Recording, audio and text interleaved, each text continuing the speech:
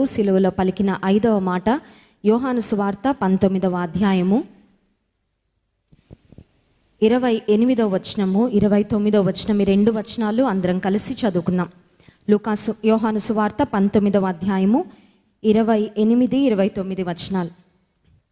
అటు తరువాత సమస్తమును అప్పటికి సమాప్తమైనది అని యేసు ఎరిగి, లేఖనము నెరవేరునట్లు నేను దప్పిగొనుచున్నాను అనెను. చిరకతో నిండియున్న ఒక పాత్ర అక్కడ పెట్టి ఉండెను గనుక వారు ఒక స్పంజి చిరకతో నింపి హిస్సోపు పుడకకు తగిలించి ఆయన నోటికి అందించిరి.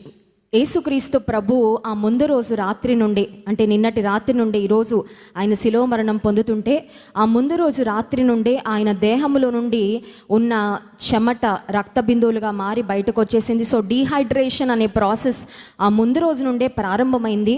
ఆ ముందు రోజు రాత్రి నుండే యేసుక్రీస్తు ప్రభువును శ్రమ పెట్టడం మొదలుపెట్టారు.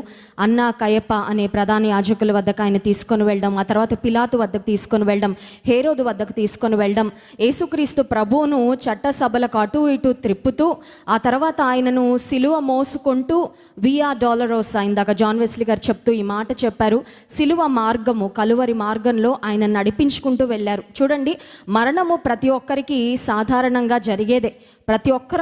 పుట్టిన ప్రతి ఒక్కరం చనిపోవాలి, కానీ ఆ మరణం అనేది ఈజీగా వస్తే బాగుండు అని చాలాసార్లు అనుకుంటూ ఉంటాం. శ్రమలు పొందిన తర్వాత వ్యాధులతో మరణించడం కంటే హాస్పిటల్లో ఉండి శరీరానికి అంతా సూదులు పొడిపించుకొని భయంకరమైన ట్రీట్మెంట్స్ తీసుకొని ఆ తర్వాత మరణించడం కంటే ఏదో అలా నిద్రలో చనిపోతే ఎంత బాగుండు. చాలామంది నాకు తెలుసు, ఒక మంచి మరణం మాకు రావాలని ప్రార్థన చేయమ్మా అని పెద్ద వయసు వాళ్ళందరూ చెప్తూ ఉంటారు.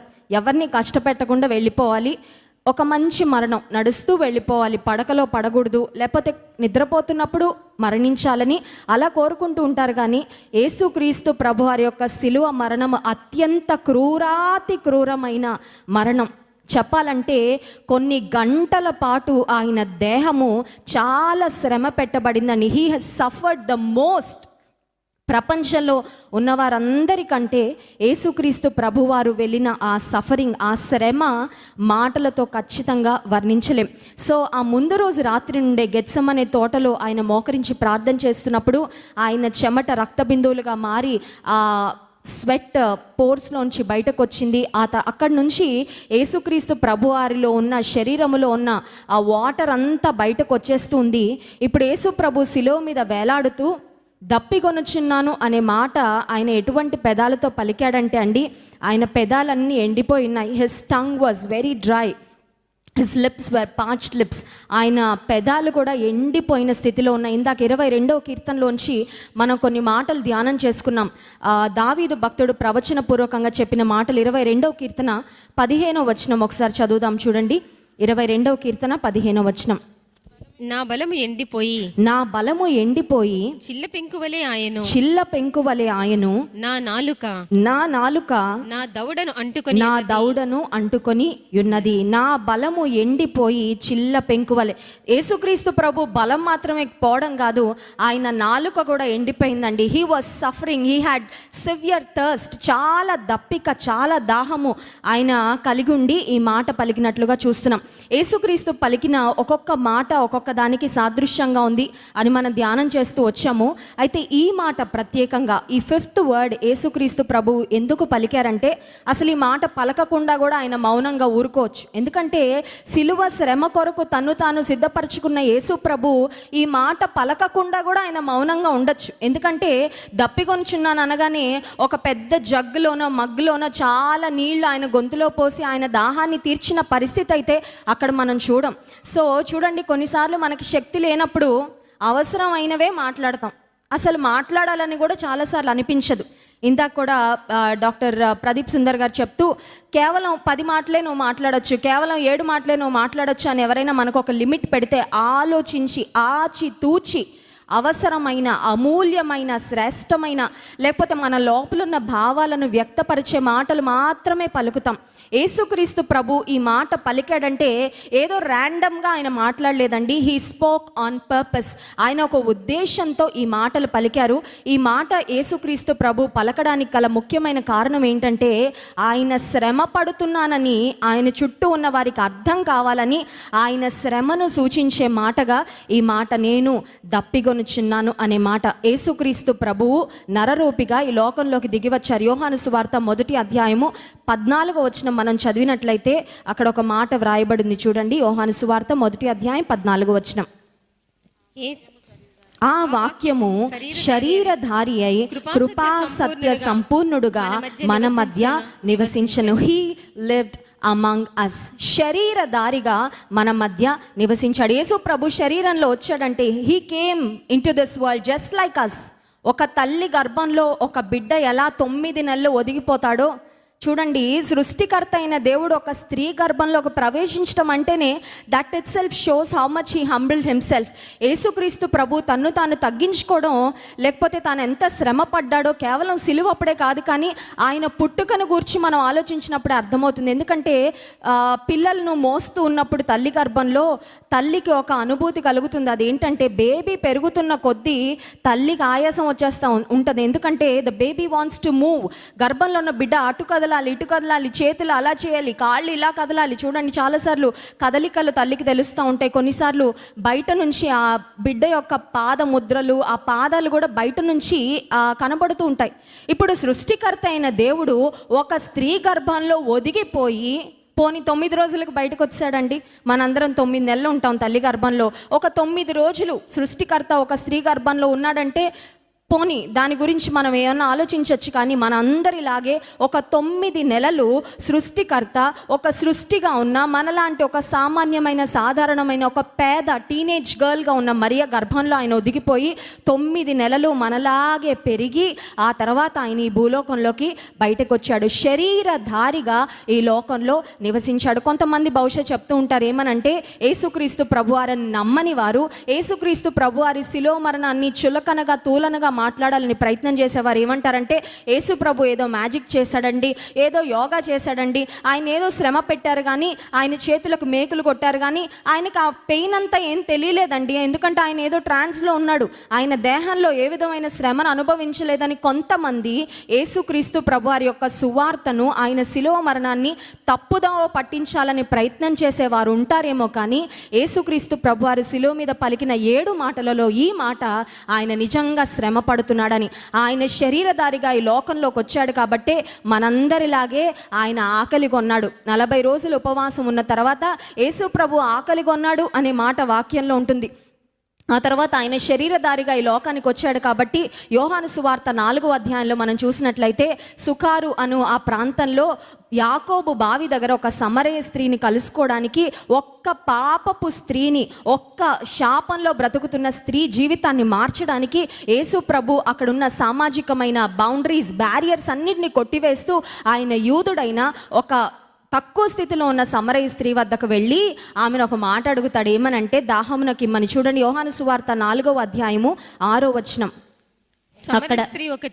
అక్కడ యాకోబు బావి ఉండెను గనుక యేసు ప్రయాణము వలన అలసి ఉన్న రీతినే ఆ బావి యొద్ద. Jesus was tired. మీకు తెలుసా, యేసు ప్రభువుకు మనం ఎటువంటి అనుభవాల గుండా వెళ్ళామో ఆయన ప్రతి అనుభవం గుండా ఈ లోకంలో ఉన్నప్పుడు వెళ్ళాడు. అందుకే వాక్యం సెలవిస్తుంది, మన ప్రధాన యాజకుడు మనతో సహానుభావము లేనివాడు కాడు. ఇందాక సునీల్ గారు చెప్తూ ఒక మాట అన్నారు, తండ్రి యేసుక్రీస్తు ప్రభు వారి యొక్క చెయ్యిని శిలువ మీద విడిచిపెట్టేశాడు. కొన్నిసార్లు మనకి కూడా ఎగ్జాక్ట్గా అదే ఫీలింగ్ వస్తూ ఉంటుంది. అసలు దేవుడికి నేను గుర్తున్నానా? అసలు దేవుడు నన్ను పట్టించుకుంటున్నాడా? Does God really care about me? ఇప్పటి వరకు నాకు చాలా సన్నిహితంగా ఉన్నాడు అనిపించిన దేవుడు ఎందుకో నన్ను విడిచిపెట్టాడు అనిపిస్తుందో? ఎప్పుడైనా అలా అనిపించిందండి మీకు? Have you ever felt it? కొన్నిసార్లు మనకు అనిపిస్తూ ఉంటుంది కదా, తట్టుకోలేని మోయలేని శ్రమలు వచ్చినప్పుడు దేవుడు ఉంటే నాకెందుకు ఈ స్థితి, దేవుడే ఉంటే, దేవుడే నన్ను చూస్తూ ఉంటే, ఆయన సర్వశక్తిమంతుడు కదా, ఆయన సహాయం చేయగలడు కదా, కానీ నన్ను ఎందుకు ఒంటరిగా విడిచిపెట్టాడని. యేసుక్రీస్తు ప్రభువుకు కూడా విడిచిపెట్టబడడం అంటే ఏంటో తెలుసు, విడనాడబడడం అంటే ఏంటో తెలుసు, ఒంటరితనం అంటే ఏంటో తెలుసు, అలసట అంటే ఏంటో కూడా యేసు ప్రభువుకు తెలుసంట. ఆయన అలసిపోయి యాకోబు బావి దగ్గరకు వెళ్ళి దప్పిక కొని ఆయన he wanted to drink some water, ఆయనకు దాహమైందంట. అందుకే ఆ స్త్రీని అడిగాడు. చూడండి 7వ వచనం, సమర స్త్రీ ఒకటే నీళ్లు చేదుటకు అక్కడికి రాగా, నీళ్లు చేదుకొనుటకు అక్కడికి రాగా యేసు నాకు దాహమునకిమ్మని ఆమెను అడిగెను. నాకు వాటర్ ఇవ్వమ్మా, ఐ వాంట్ సమ్ వాటర్. ఈ బావిలో ఉన్నాయి నీళ్లు, కానీ నీ దగ్గర బిందె ఉంది కదా చేదుకోవడానికి, నా దగ్గర ఏం లేదు. నేను ఈ దారిలో ప్రయాణం చేస్తూ వెళ్ళే బాటసారిని కాబట్టి నా దగ్గర బిందెలు, కుండలు ఇలాంటి ఫెసిలిటీలు ఏం లేవు. ఇప్పుడు మనకున్నట్లుగా బిస్లరీ వాటర్లు లేకపోతే మినరల్ వాటర్ బాటిల్స్ ఇలాంటివి ఏం లేవు, నువ్వు నాకు దాహం నాకిమ్ము అని యేసుక్రీస్తు ప్రభువారు అడిగినట్లుగా దేవుని వాక్యంలో మనము చూస్తున్నాం. Jesus was also thirsty when he was alive.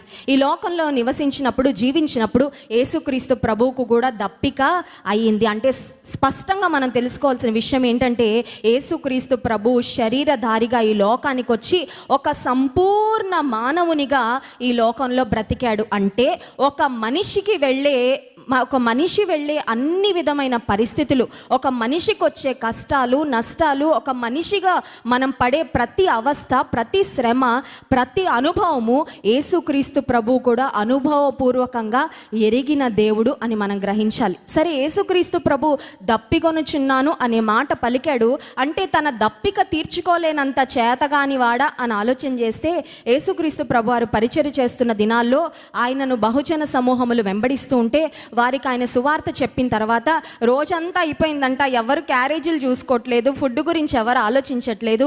యేసు ప్రభు యొక్క బోధ వింటూ పరవశించిపోయి సమయాన్ని మర్చిపోతే, ఆకలిని మర్చిపోతే, పోన్లే వాళ్ళకి ఆకలి అయినట్లుగా ఉన్నారు కాబట్టి నాకు కూడా ఏమీ తెలియనట్లుగా వారిని పంపించేద్దాం అని యేసు ప్రభు అనుకోలేదు. కానీ 5 రొట్టెలు 2 చేపలను 5,000 మందికి పంచి వారందరి ఆకలి యేసుక్రీస్తు ప్రభు వారు తీర్చినట్లుగా దేవుని వాక్యంలో మనం గమనిస్తున్నాం. అంత మాత్రమే కాదు, కానా పెండ్లి విందులో నీళ్లను ద్రాక్షారసంగా మార్చాడు. He is a god of wonders. లేని వాటిని ఉన్నట్లుగా, ఉన్న వాటిని లేనట్లుగా చేయగలిగిన దేవుడు. ఇంకొక సింపుల్ క్వశ్చన్ అండి, ఒక థాట్. యేసు ప్రభు శిలువ మీద ఉండి అసలు నేను దప్పిక అవుతుందని నేను ఎందుకు అనాలి? నా నిస్సహాయతను నేను ఎందుకు చూపించుకోవాలి? నేను శ్రమ పడుతున్నానని ఎందుకు నేను వ్యక్తపరచాలి? చూడండి, కొన్నిసార్లు మనల్ని ద్వేషిస్తున్న వారు మన చుట్టూ ఉన్నారని మనకు అర్థమైనప్పుడు మనలో బాధ ఉన్నా బాధ బయట పెట్టుకోవాలనుకోం. ఎందుకంటే మనకు తెలుసు, నేను బాధపడుతున్నానని బయట పెడితే నన్ను ద్వేషించే వాళ్ళందరూ నా బాధను చూసి బాధపడరు, వాళ్ళు సంతోషిస్తారని. ఇప్పుడు యేసుక్రీస్తు ప్రభు చుట్టూ ఆయనను కొరడాలతో కొట్టిన రోమా సైనికులు ఉన్నారు, ఆయనను వెక్కిరించిన వారు, ఆయన గడ్డమును పెరికిన వారు, ఆయన మీద ఉమ్మి ఊసిన వారు, ఆయనను ఇబ్బంది పెట్టిన వారందరూ చుట్టూ ఉంటే వారి ఎదుట ఆ మాట చెప్పాలంటే, ఒకవేళ ఆ స్థితిలో ఉంటే మనం ఆలోచిస్తామేమో, లోపల భరించుకుందాంలే, సిలువ మీద నేను వేలాడుతున్నాను, దప్పికొంటున్నాను అనే మాట నేను చెప్పాల్సిన అవసరం ఏముంది అని అనుకోవచ్చు. కానీ యేసుక్రీస్తు ప్రభువు ఆయన సర్వశక్తిమంతుడైన మన కొరకు ఆయన నిస్సహాయుడిగా సిలువలో వేలాడాడండి. హల్లెలూయా. మనం చాలాసార్లు మనలో నిస్సహాయతను కవర్ చేసుకోవడానికి ఏదేదో మాట్లాడేస్తుంటాం కదండి.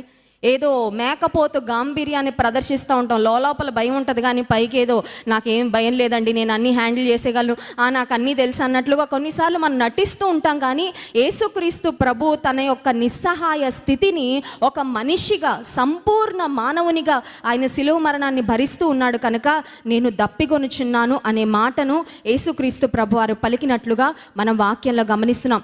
ఆ మాట పలికిన తర్వాత ఏం జరిగిందంటే, యోహాను సువార్త 19వ అధ్యాయం మరొకసారి చూద్దాం. చూడండి, యోహాను సువార్త 19వ అధ్యాయము 29వ వచనం. చిరకతో నిండి ఉన్న ఒక పాత్ర అక్కడ పెట్టబడి ఉండెను గనుక వారు ఒక స్పంజి చిరకతో నింపి హిస్సోపు పుడకను తగిలించి ఆయన నోటికి అందించిరి. యేసు ఆ చిరక పుచ్చుకొని తీసుకున్నాడండి.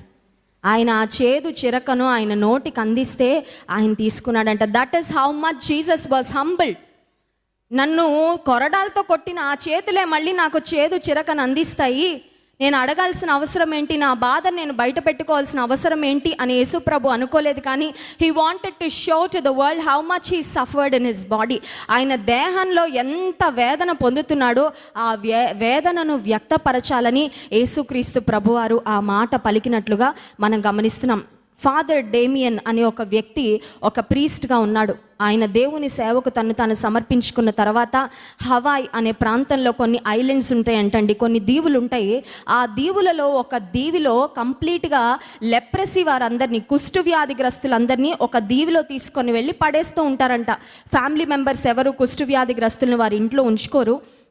సో ఈ కుష్టు వ్యాధిగ్రస్తులందరినీ తీసుకొని వెళ్ళి కలావావ్ అనే ఐలాండ్స్లో, హవాయ్ అనే ప్రాంతంలో ఉన్న ఐలాండ్స్లో పడేస్తే ఈ ఫాదర్ డేమియన్ అనే వ్యక్తి అనుకున్నాడంట, నేను ఆ ఐలాండ్స్కి వెళ్తాను, ఆ కుష్టు వ్యాధిగ్రస్తులకు నేను పరిచర్య చేస్తాను, I want to be a blessing to them, వారికి నేను ఆశీర్వాదకరంగా ఉండాలని ఆ ప్రాంతానికి అతను వెళ్ళి వారికి అవసరమైన వైద్య సదుపాయాలన్నీ, వారి యొక్క గాయాలు కట్టడం, మరి పుండ్ల నుంచి కారుతున్న రసిని దాన్ని అంతటిని క్లీన్ చేయడం, ఆ తర్వాత వారికి ఆహారం తినిపించడం. కుష్టు వ్యాధిగ్రస్తులకి ఈ వ్రేళ్ళన్నీ బ్యాక్టీరియా తినివేస్తూ ఉంటుంది కనుక వారికి ఈయన ఆహారం పెడుతూ ఉండేవాడు, వారికి స్నానాలు చేయిస్తూ ఉండేవాడు, వారి గాయాలు కడుతూ ఉండేవాడు.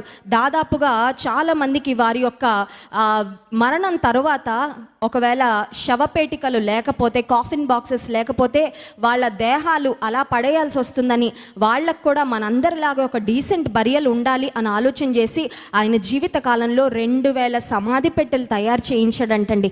దాదాపు 16 సంవత్సరాలు వారందరి మధ్యలో ఆయన పరిచర్య చేశాడంట. కొన్ని రోజులైన తర్వాత ఆయన మనస్సు ఎలా మారిపోయిందంటే, ఈ లెప్రసీ కాలనీలో ఈ లెప్పర్స్తో ఆయన మనస్సు ఏకమైపోయి కొన్ని రోజులైన తర్వాత నుండి వారికి ఏదన్నా పరిచర్య చేసినా, వారి గాయాలు కడిగినా, వారికి బ్యాండేజెస్ వేసినా, వారికి ఆహారం పెట్టినా, ఆ తర్వాత ఈయన కూడా అదే చేతులతో ఆహారం తినేస్తూ ఉండేవాడంట.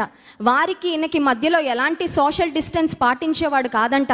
మీరు వేరే, నేను వేరే, నేనేదో మీకు సహాయం చేయడానికి వచ్చాను కానీ మీరు నాకు అంత దగ్గరగా రావద్దని ఏ విధమైన సెపరేషన్ ఆయన ఫాలో అయ్యేవాడు కాదంట.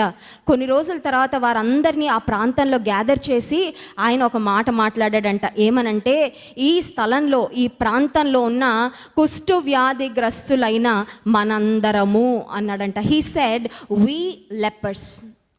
ఆయన ఆ ప్రాంతానికి రాకముందు ఈయన మంచోడే, ఈయన ఆరోగ్యవంతుడే, యూ లెపర్స్ అని మాట్లాడుంటాడు, మీరు కుష్టు వ్యాధిగ్రస్తులను ఒకవేళ మాట్లాడుంటాడేమో. కానీ కొన్ని రోజులైన తర్వాత దేవుడు ఆయనకు వారి పట్ల ఎంత ప్రేమ ఇచ్చాడంటే, వారిలో ఒకరిగా ఆయన పరిపూర్ణంగా కలిసిపోయి, ఇక మీరు వేరు, నేను వేరు, మీరు తక్కువ, నేను ఎక్కువ, మీరు వ్యాధిగ్రస్తులు, నేను ఆరోగ్యవంతుడిని, మీరు తక్కువ స్థితిలో ఉన్నారు, నేను ఉన్నతమైన స్థితిలో ఉన్నాను అనే భావన ఏమాత్రం చూపించకుండా ఆయన అన్నాడంట, వి లెపర్స్ అనే మాట ఆయన పలికినప్పుడు అక్కడ ఉన్న లెప్రసీతో బాధపడుతున్న వారందరూ నిజంగా పరవశించిపోయారంట. కారణం ఏంటంటే, మా కొరకు ఇటువంటి ప్రేమ చూపించిన వారు, ఇటువంటి సేవ చేసిన వారు ఏ ఒక్కరూ లేరని. యేసుక్రీస్తు ప్రభు కూడా ఎగ్జాక్ట్గా అదే పని చేశాడండి. ఆయన భూమి మీదకి దిగి వచ్చిన తర్వాత మన పాపాలన్నీ తీసుకొని ఆయన మీద వేసుకున్నాడంట. He bore our sins, he carried our sins. చూడండి, చాలాసార్లు మనం చేయని పని ఎవరైనా మనల్ని నిందించారనుకోండి, మనల్ని బ్లేమ్ చేశారనుకోండి, తట్టుకోలేం. అవునా కదా? బీపీ వచ్చేస్తుంటుంది, కోపం వచ్చేస్తుంటుంది. నేను చెయ్యంది నా మీద వేస్తారా, నేను అలా అనలేదండి, నేను అలా చేయలేదండి, ఎవరో రూమర్ సృష్టించారు, ఎవరో నా మీద నిందలు వేశారని మనం చెయ్యని ఒక్క మాట కూడా మనం భరించలేం. ఎందుకో తెలుసా? నింద అనేది చాలా బరువుగా ఉంటుంది. తెలుసా మీకు? నింద అనేది ఒక మాటగానే ఉంటుందేమో కానీ చాలా బరువుగా ఉంటుందంటే, ఎందుకంటే మనం చేయలేదు కాబట్టి. చెయ్యనిది మన మీద వేసినప్పుడు ఆ నింద, ఆ బర్డన్ చాలా బరువుగా ఉంటుంది. ఆయన భుజముల మీద రాజ్యభారం ఉండును అని యెషయా గ్రంథంలో వ్రాయబడిన ప్రవచనము, యేసుక్రీస్తు ప్రభు యొక్క భుజము మీద ప్రపంచంలో ఉన్న అందరి దోష భారము ఆయన మోసాడు. హల్లెలూయా! మన కళ్ళకు ఒకవేళ ఆ కరుకైన సిలువ ఒక్కటే కనబడుతుందేమో, కొన్ని వందల కేజీలు బరువు ఉన్న సిలువను యేసు ప్రభు ఇంత కష్టపడి ఎలా మోసాడని. But more than the cross, ఆ చెక్క సిలువ కంటే ఎక్కువగా యేసు ప్రభును బాధించింది, కృంగదీసింది, ఇబ్బంది పెట్టింది ఏంటో తెలుసా? ఈ ప్రపంచంలో ఉన్న సర్వ మానవాళి యొక్క దోష భారము, నీ నా దోష భారము, నీ నా పాప భారము యేసుక్రీస్తు ప్రభువు మోసాడు. జాన్ స్టాట్ అనే ఒక గొప్ప దైవజనుడు ఆయన ఒక మాట అన్నారు. ఆ మాట ఏంటో మీకు చెప్పి నేను ముందుకు వెళ్ళాలని ఆశపడుతున్నాను. I believe in Jesus. యేసు ప్రభువును నేను నమ్ముతున్నాను. కారణం ఏంటంటే ఈ ప్రపంచంలో చాలా మతాలు ఉన్నాయి, చాలామంది దేవుళ్ళుగా పిలువబడేవారు ఉన్నారు, కానీ మనిషి యొక్క శ్రమకు వారికి ఎలాంటి పొంతన లేదు. చూడండి, చాలామంది దేవుళ్ళుగా పూజలు అందుకునేవారు, దేవుళ్ళుగా పిలువబడేవారు, సుఖభోగాలను, సౌఖ్యాలను, లేకపోతే లగ్జరీస్ను, లేకపోతే భయంకరమైన స్త్రీలతో వ్యభిచార పాపాన్ని, అబద్ధాన్ని ఇలా చేసిన వారు బహుశా చాలామంది ఉన్నారేమో, కానీ there is no god in this world who was so close to human suffering as Jesus was. ఒక మనిషి జీవితంలో సఫరింగ్ ఇస్ రియల్. శ్రమ అనేది ప్రతి మనిషి జీవితంలో భాగము. మీరు అంగీకరిస్తారా లేదా? శ్రమలు అనేవి ప్రతి మనిషి జీవితంలో భాగం. If you are a real human being, నువ్వు నిజంగా బ్రతికున్నావంటే నీ జీవితంలో ఏదో ఒక కష్టాన్ని, నువ్వు ఏదో ఒక సమయంలో ఏదో ఒక శ్రమను అనుభవిస్తూనే ఉంటావు. అది మానసిక శ్రమ అయిండొచ్చు, ఒకవేళ శారీరకంగా నువ్వు పొందే శ్రమ అయిండొచ్చు. అయితే యేసుక్రీస్తు ప్రభువును నేను ఎందుకు నమ్ముతానంటే, I see a saviour who has suffered. శ్రమ పడిన రక్షకుణ్ణి కేవలం క్రైస్తవ్యంలో తప్ప ఈ ప్రపంచంలో ఏ రిలీజియన్లో కూడా మనం చూడలేం. హల్లెలూయా. He was not immune to human suffering. నేను దేవుణ్ణి కదా, శ్రమ అనేది నాకు చాలా దూరంగా ఉండాలి. దేవుణ్ణి కాబట్టి శ్రమ అనేది మనుషులు భరించుకోవాలి. శ్రమతో నాకు ఎలాంటి సంబంధం లేదు. ఇప్పుడు కరోనా వ్యాక్సిన్ వేయించుకుంటున్నాం ఎందుకు? ఆ వైరస్ ఒకవేళ మన చుట్టూ ఉన్నా మనకు అంటుకోకూడదని కదండి, మనకి ఇమ్యూనిటీ రావాలని వ్యాక్సినేషన్ వేసుకుంటున్నాం. కానీ శ్రమకు యేసుక్రీస్తు ప్రభు ఇమ్యూన్గా లేడండి. He was not immune to suffering and pain.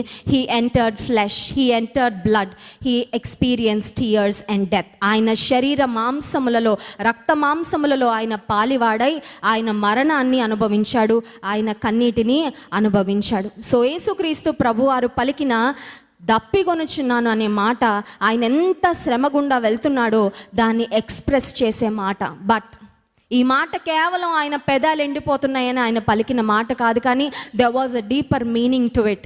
యేసుక్రీస్తు ప్రభు పలికిన ప్రతి మాటలో చాలా లోతైన అర్థం ఉందండి. సో ఈ మాట కూడా ఏదో నా పెదాలు ఎండిపోతున్నాయి, నిన్న రాత్రి నుంచి నాకెవరు వాటర్ ఇవ్వలేదు, నా దేహంలో ఉండి రక్తం అంతా బయటకు వెళ్ళిపోతుంది, చెమట ధారధారలుగా కారిపోతుంది, ఈ సిలువ మోసి మోసి నేను అలిసిపోయాను అని మాత్రమే యేసు ప్రభు చెప్పలేదు. కానీ he spoke about the spiritual thirst that he had. అసలు యేసు ప్రభు ఈ లోకానికి ఎందుకు వచ్చాడంటే, నశించిన దానిని వెదకి రక్షించుటకు మనుష్య కుమారుడు ఈ లోకమునకు వచ్చెను. ఎవరిని వెదకడానికి వచ్చాడండి? నన్ను వెదకడానికి వచ్చాడు, నిన్ను వెదకడానికి వచ్చాడు. హల్లెలూయా. బంగారం అడగలేదు, వజ్రాలు అడగలేదు అనే పాటలో ఈ మాట ఉంటుంది. నే వెదకి రాలేనని నా కోసం నేను వెతుక్కుంటూ వెళ్ళలేను. నేను వెతికితే నేను ఆ పరలోకానికి ఎప్పుడు చేరగలను? ఆకాశం మహాకాశాలు ఆ పైన ఉంటాడు పరలోకం. మనం ఫ్లైట్లో ఆ పైన ఆకాశానికి వెళ్ళే ఒక్కొక్కసారి అక్కడక్కడే ఫ్లైట్లు కొలాప్స్ అయిపోతున్నాయి. ఇక అది దాటుకొని దూసుకొని పరలోకానికి వెళ్ళాలంటే we cannot go, we cannot reach the saviour. దేవుణ్ణి చేరుకోవాలంటే మన శక్తికి మించిన వాడు ఆయన. అన్ ఇన్ఫినిట్ గాడ్, ఒక ఫైనైట్ మ్యాన్, ఒక పరిమితులు కలిగిన మనిషి, పరిమితులు లేని సర్వశక్తిమంతుడైన దేవుణ్ణి చేరుకోవడం అసాధ్యం. అందుకే ఆ దేవుడు ఈ పాపిని వెతుక్కుంటూ, ఈ తప్పిపోయిన నిన్ను నన్ను వెతుక్కుంటూ ఈ లోకానికి మనం వెతుక్కుంటూ వెళ్ళలేదంట, ఆయనే వెతుక్కుంటూ వచ్చాడు. ఒక మాట మీకు చెప్పనా, ఈరోజు గుడ్ ఫ్రైడే రోజున మందిరం అంతా ఓవర్ఫ్లో అయిపోతుంది. ఎంత ఇరికించి పెట్టినా ఇంకా there are so many people sitting outside. మనందరం ఎంత భాగ్యవంతులమో తెలుసా? ఎందుకు భాగ్యవంతులు అంటే, మనకేదో ఆస్తిపాస్తులు ఉన్నాయనో, డబ్బు ఉందనో, లేకపోతే ఆరోగ్యం ఉందనో, చదువు ఉందనో, ఇంకేముందనో నేను చెప్పట్లేదు. కానీ ప్రపంచంలో ఇన్ని కోట్ల మంది ఉంటే యేసయ్య నిన్ను నన్ను వెతుక్కుంటూ వచ్చి మనల్ని రక్షించుకున్నాడండి. మనం భాగ్యవంతులం కాదా? We are chosen by him. ఆయన ఈ లోకానికి వచ్చింది ఎందుకంటే ఆత్మలను రక్షించడానికి, నిత్య నరకాగ్ని నుండి నిన్ను నన్ను తప్పించడానికి ఆయన ఈ లోకానికి వస్తే శిలువ మీద కూడా ఆయన వేలాడుతూ అంటున్నాడు, ఇంకా రక్షించబడని ఆత్మలు ఎన్నో ఉన్నాయి, and I'm still thirsty for those souls. ఇంకా రక్షణ పొందని, ఇంకా నన్ను తెలుసుకోకుండా, ఇంకా నా ప్రేమను గుర్తించకుండా, ఇంకా నాకు దూరంగానే నాకు శత్రువులుగానే బ్రతుకుతున్న వారి కొరకు ఆయన ఆత్మ, ఆయన ప్రాణం తప్పిస్తున్నట్లుగా మనం గమనించాలి. ఈ ప్రపంచంలో చాలామంది ఉన్నారు, so many categories of people. కొంతమంది ఏమనుకుంటారంటే మాకు దేవుడు అక్కర్లేదండి, చనిపోతున్న దేవుడు మాకెందుకంటే నీ కోసం ప్రాణం పెట్టాడయ్యా, నువ్వు అర్థం చేసుకోవాలి, నీ కళ్ళు తెరిచి చూడు, కొంచెం స్పష్టంగా చూస్తే నీలో ఉన్న గర్వాన్ని, నీలో ఉన్న అహంభావాన్ని పక్కన పెడితే నీకు అర్థమవుతుంది యేసు ప్రభు ఎందుకు చనిపోవలసి వచ్చింది. What is good about good Friday? Bad Friday అనొచ్చు కదండి, ఇది బ్యాడ్ ఫ్రైడే అనొచ్చు. యేసు ప్రభు చనిపోకపోయింటే ఇది కూడా బ్యాడ్ ఫ్రైడేనే. కానీ యేసు ప్రభు చనిపోయాడు, ఆయన శ్రమ పడ్డాడు అనేది బాధాకరమైన విషయమే, కానీ ఆయన మనకు రక్షణ ఇచ్చాడు కాబట్టి ఇది మనందరికీ ఒక గుడ్ ఫ్రైడే అయిపోయింది. హల్లెలూయా. బ్యాడ్ అంతా ఆయన తీసుకున్నాడండి, గుడ్ అంతా మనకి ఇచ్చేశాడు. హల్లెలూయా. శిక్ష అంతా ఆయన తీసుకున్నాడు, అవమానం అంతా ఆయన తీసుకున్నాడు, దెబ్బలన్నీ ఆయన తీసుకున్నాడు, శాపమంతా ఆయన తీసుకున్నాడు, మనకు విడుదల ఇచ్చాడు, విమోచన ఇచ్చాడు, రక్షణ ఇచ్చాడు, మోక్ష భాగ్యం ఇచ్చాడు. ఆయనతో యుగ యుగాలు జీవించే ఆ గొప్ప కృపను దేవుడు మనకు అనుగ్రహించాడు. అయితే ఈ మధ్యాహ్న కాల సమయంలో ఒక్క ప్రశ్న, నీకు దేని కొరకై దాహం ఉంది? What are you thirsty about? చూడండి, ప్రతి మనిషి ఏదో దానికోసం బ్రతుకుతూ ఉంటారు కదండి, ఏదో సాధించాలి, ఏదో సంపాదించాలి, ఏదో ఈ ప్రపంచంలో ఏదో ఒకటి, వీఆర్ లివింగ్ ఫర్ సంథింగ్ కదండి. మనం ఏదో దాని కొరకు బ్రతుకుతూ ఉంటాం. కొంతమంది పేరు కొరకు బ్రతుకుతూ ఉంటారు, కొంతమంది డబ్బు కొరకు బ్రతుకుతూ ఉంటారు, కొంతమంది ఒక ఉద్యోగం చేయడం కొరకు, ఉద్యోగం సంపాదించడం కొరకు బ్రతుకుతూ ఉంటారు, కొంతమంది వారి కుటుంబం కొరకు బ్రతుకుతూ ఉంటారు. అయితే నీ దాహము, నీ దప్పిక, నీ తాపత్రయము దేని కొరకు? విశ్వాసులంగా మనందరిలో ఉండాల్సిన ఒక తాపత్రయం ఏంటంటే, యేసు ప్రభు సిలువలో ఏ దప్పికతో ఆయన చనిపోతూ ఆ మాట చెప్పారో అదే దప్పికను మనందరం కూడా కలిగి ఉండాలి. చూడండి, కొన్నిసార్లు పిల్లలకి దాహం వేస్తుంది అంటారు. ఏ దాహం అంటే వాటర్తో పోయే దాహం కాదు, అది కోక్ ఇస్తేనే తగ్గుతుంది అనమాట దాహం. అర్థమవుతుందా? డాడీ నాకు చాలా దాహం వేస్తున్నాడు. అవునా, ఇదో వాటర్ తాగినానా? వాటర్ కాదు, ఇది కూల్ డ్రింక్ తాగితేనే పోతుంది దాహం. అంటే ఏంటన్నమాట, మైండ్లో ఫిక్స్ అయిపోయారు, అది తీసుకుంటే కానీ దప్పిక తీరదు. ప్రపంచంలో you may be living for so many different reasons, చాలా కారణాల కొరకు నువ్వు బ్రతుకుతూ ఉండొచ్చు, కానీ యేసు ప్రభు ఏ దప్పికతో సిలువలో చనిపోయారో అదే దప్పికను నీవు నేను కలిగి ఉండగలిగితే ఒక క్రైస్తవునిగా మన జీవితాన్ని మనం సార్థకం చేసుకున్నట్లు. హల్లెలూయా.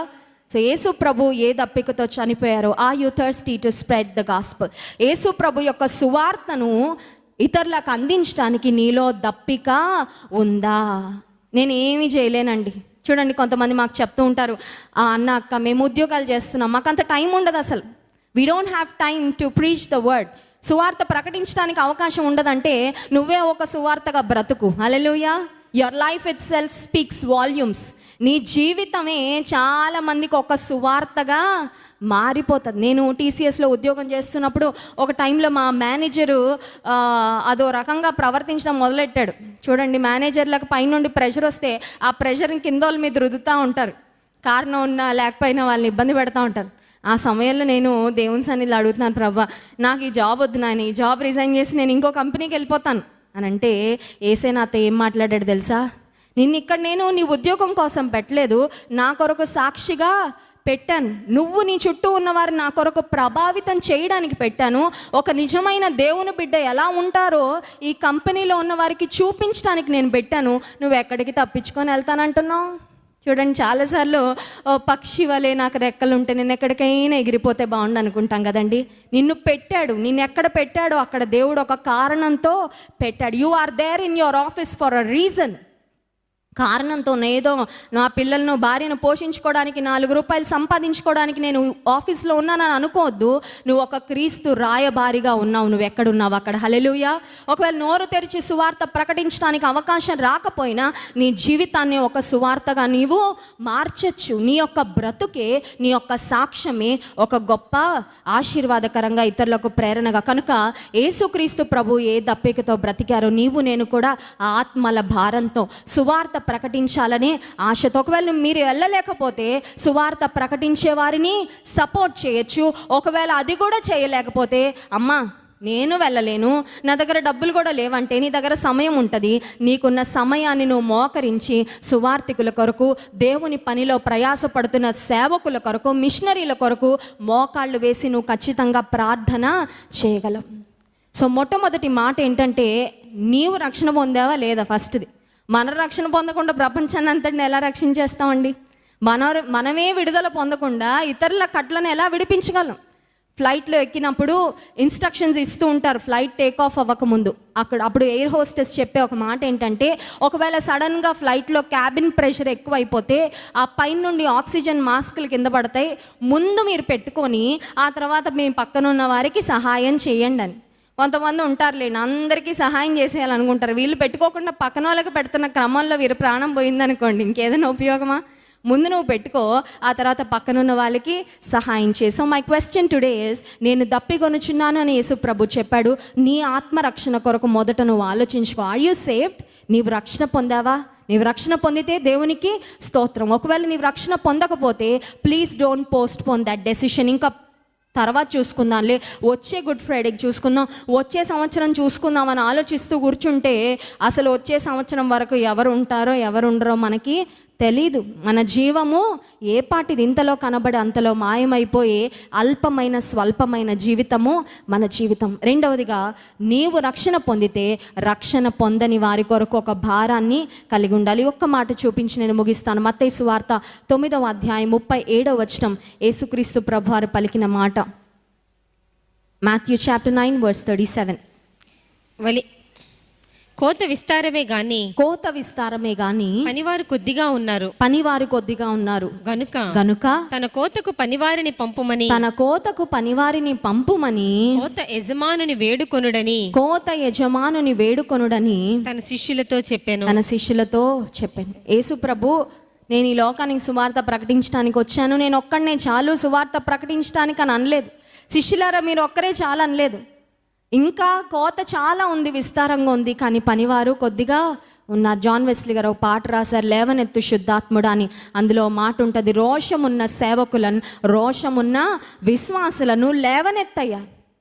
క్రైస్ట్ వర్షిప్ సెంటర్లో ఉన్న ఒక్కొక్కరము ఒక దేవుని మిషనరీగా మనం పనిచేస్తే అసలు మన మందిరం సరిపోద్దండి?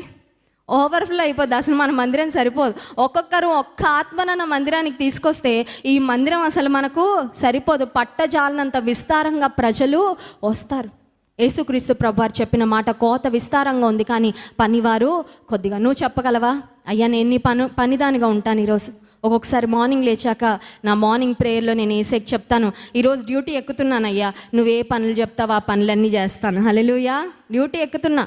చూడండి, భర్తలు వెళ్తూ ఉంటారు డ్యూటీకి, వర్కింగ్ విమెన్ ఉంటారు, వాళ్ళు కూడా డ్యూటీకి వెళ్తారు. పొద్దున వెళ్ళిన దగ్గర నుంచి సాయంత్రం వచ్చే వరకు డ్యూటీలో వాళ్ళ బాస్ ఏ పని చెప్తే ఆ పని చేస్తారు. నీకు నాకు బాస్ ఎవరండి? Heavenly boss. ఆయన రాజ్యం కట్టబడుటలో మనందరం కూడా పనివారిగా పనిచేస్తే, నమ్మకంగా పనిచేసిన వాళ్ళందరినీ బలా నమ్మకమైన మంచి దాసుడని ఆ తర్వాత ఆయన జీతము ఇస్తాడని మనం చెప్పగలమా? ప్రభా, ఆ కోత విస్తారంగా ఉంది, ఆ పనివారిలో నేను కూడా ఏదో ఒక విధానంలో నేను నీ పని కొరకు వాడబడతాను. మాకు 3 పిల్లల్ని దేవుడిస్తే 3 పిల్లల్ని దేవుని పనికి ముందే అప్పగించేశాం. హల్లెలూయా. నా 3 కుమార్తెలు దేవుని సైన్యంలో ప్రభువు మాట ప్రకటించే స్త్రీ సైన్యంలో వారిని ఆల్రెడీ ఎన్రోల్ చేయించేశాను. ఇక వారు దేవుని కొరకే. నీకు దేవుడు ఎంతమంది పిల్లల్ని ఇచ్చాడు? వారిలో ఒక్కరినైనా దేవుని పని కొరకు నువ్వు ఇవ్వగలవు. నువ్వు చెప్పగలవా? ప్రభా, ఒకవేళ నీ భర్త మారుండకపోవచ్చు, నేను ఉంటానయ్యా నీ ఆర్మీలో, నేను నీ దాహాన్ని నీ దప్పికను నేను తీరుస్తాను. ఆనాడైతే చేదు చిరకను వారు అప్పగించారు. యేసు ప్రభు ఆ చేదు చిరకను తన నోట పెట్టుకున్నప్పుడు వాళ్ళు నవ్వుకొని ఉంటారు, బాగా సఫర్ అవుతున్నాడులే, బాగా ఇబ్బంది పెడుతున్నాడులే అని. కానీ ఈ దినము, ఈ గుడ్ ఫ్రైడే రోజున ప్రభా, నీకు చేదు చిరకను నేను అందించనయ్యా, కానీ నీ ఆత్మల దాహాన్ని నేను తీరుస్తాను, నన్ను వాడుకో అని దేవుని సన్నిధిలో అడుగుదాం. అట్టి కృప దేవాతి దేవుడు మనందరికీ అనుగ్రహించును గాక. ఆమేన్.